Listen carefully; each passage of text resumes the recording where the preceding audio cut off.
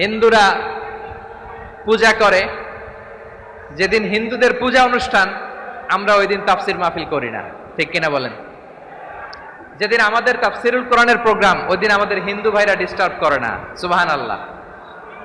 হিন্দুদের পূজা অনুষ্ঠানে মাদ্রাসার ছাত্র যে পাহারা দেয়, গোটা বিশ্বে এরকম দৃষ্টান্ত নজির বিরল, ঠিক কিনা বলেন?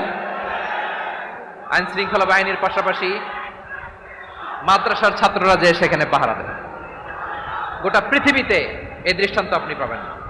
মাদ্রাসার ছাত্ররা তারা তো কোরআনের ধারক, তারা হাদিসের ধারক, তারা কেন মন্দির পাহারা দিবে? এই সম্প্রীতিকে ধরে রাখার জন্য, এই সৌহার্দ্যকে ধরে রাখার জন্য, আমাদের পারস্পরিক ভালোবাসাকে অটুট রাখার জন্য। আওয়াজ করে বলতে হবে, ঠিক কিনা? এখন বলেন, আমাদের এই ভালোবাসা অটুট থাক আমরা চাই কি চাই না? আমরা হিন্দু মুসলিম মিলেমিশে শান্তিপূর্ণ সহাবস্থান, সাম্প্রদায়িক সম্প্রীতি, লালমনিরহাটের ভাইয়ের আওয়াজ করে বলুন, এই সাম্প্রদায়িক সম্প্রীতি আমরা চাই কি চাই না?